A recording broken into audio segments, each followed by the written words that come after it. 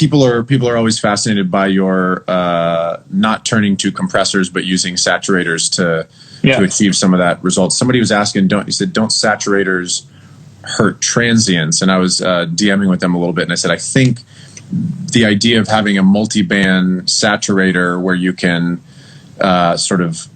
you're actually enhancing transients sometimes with a saturator. Sometimes, but I also we've talked about earlier episodes that I remake them with transient shapers if they're being lost.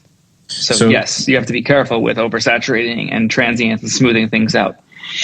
So transient shapers and saturation plugins, harmonic distortion plugins or boxes together oftentimes will substitute for what other people are trying to achieve with a compressor, where you're having a tax poke out, that sort of thing. So it's a common for you. It's a completely different approach, and to me, it smacks harder.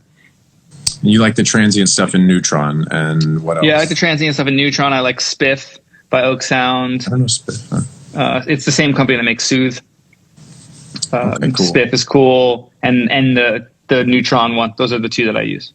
Yeah, we've gotten a number of questions continuously, and I should say the full episode we did on harmonics is both on my IGTV, but on the YouTube channel now as well. So if people want to see us just talking about saturation. Hey, what up, Chris? What up, Chris? Yeah, it's fire. Just you said Spiff's great. Yeah, if you want to just hear us talk about harmonics and saturation for an hour, we got it on the YouTube channel. We'll probably do that again. That'll always find its way in. I mean, this new tool that I'm talking about, like, that's what it is. That's what it's doing. I'm not finding myself losing transients because I'm being really specific in the regions that I'm using it. So if it's a low end thing, I'm not losing low end punch because I'm only using it in upper harmonics to give a little bit of buzz or push to the bass. So I'm not losing transients that way. And if I am, I'm making up for it. Also multi-band. Just got to listen for phasing. It's tough. Your crossover point and low end could fuck up things. So transient shaping in multi-band is difficult, and listen carefully when doing it.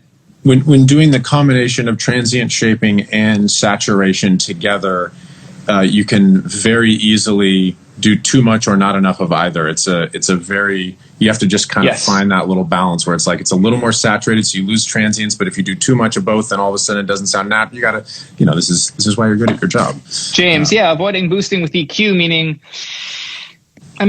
I just think there's more character to pushing or being additive with saturation, with multi-band saturation. You're adding more information and more density, as you always thought. More density, so I can give myself more headroom and push things where I want to. I don't know. When I think about EQ, yes, they can be refined, but I've never heard a plug-in EQ that I say, whoa, that sounds crazy good. That gives me that character that I'm looking for. And the saturation plugins that I'm discussing a lot of the time here give me that character that I'm looking for.